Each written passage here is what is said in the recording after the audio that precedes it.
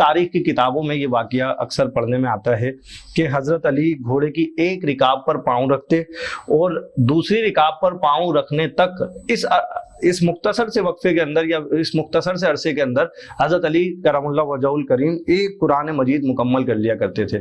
اس کی کیا حقیقت ہے؟ اصل مسئلہ یہ ہے کہ یہ جو حضرات طریقت کو جانتے ہیں تو وہ اس کی اصل تک پہنچ جائیں گے. میر عبد الواحد بلگرامی رحمۃ اللہ تعالی علیہ نے سبع سنابل کے اندر لکھا ہے کہ جو شیخ ہوتا ہے نا، جو ولی کامل ہوتا ہے، اس پر اللہ تبارک و تعالیٰ کی صفات کا نور پڑتا ہے، اور صفت وحدت کا جب ظہور ہوتا ہے نا تو وہ جو ولی ہوتا ہے اس کے لیے یہ زمان اور مکان کی جو ہے قیودات ختم ہو جاتی ہیں. اللہ اکبر. اب یوں سمجھیں کہ مکان کی حضرت نے 5 قسمیں لکھی. فرمایا ایک مکان کثیف ہوتا ہے جو ہمارا مکان ہے، ایک مکان لطیف ہوتا ہے جو ہے وہ ہوا کا مکان ہے کہ وہ جہاں چاہے چلی جاتی. ایک مکان ہوتا ہے الطف، یہ روشنی کا مکان ہوتا ہے، یعنی ہوا جو ہے وہ جہاں جا نہ سکے روشنی وہاں تک پہنچ سکتی ہے. پھر اس کے بعد جو ہے وہ مقام روحانیت شروع ہوتا ہے، اور اس مکان کے اندر روح کا تصرف ہوتا ہے کہ روح جو ہے وہ وہاں جا سکتی ہیں جہاں جو ہے وہ روشنی بھی نہیں جا سکتی.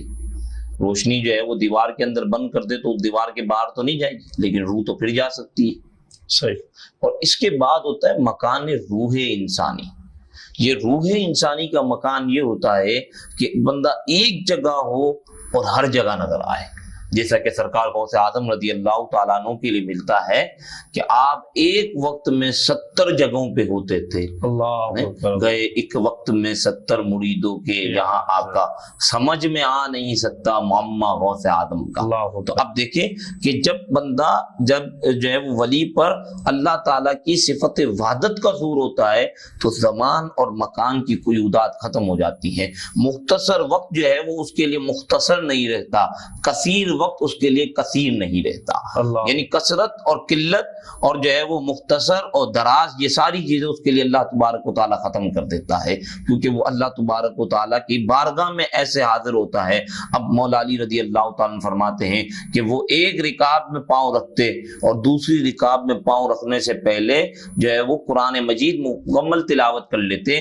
آپ اور میرے لیے تو ممکن نہیں، لیکن جو ولایت کاملہ پر فائز ہو اللہ تبارک و تعالیٰ اسی وقت کے اندر وسعت کو پیدا کرتے ہیں. اللہ اکبر. اللہ جس کی پھر سمجھ نہ آئے، جس کو یہ بات سمجھ نہ آئے تو پھر آپ اس کو کہیں کہ اگر تیرے سر میں درد ہو تو پھر بتا رات کیسی ہوتی ہے، وہ کہے گا رات تو پھر ڈبل ہو جاتی ہے. تو بس یوں سمجھ لے کہ تیرے سر کے درد کی وجہ سے تیری رات لمبی ہو گئی. وقت تو اتنا ہی گزرا تھا لیکن تیرے لیے لمبی ہو گئی. ان کی ولایت کی وجہ سے اللہ تبارک و تعالیٰ نے ان کے لیے مختصر وقت کو لمبا کر دیا، مختصر وقت کو بڑھا دیا.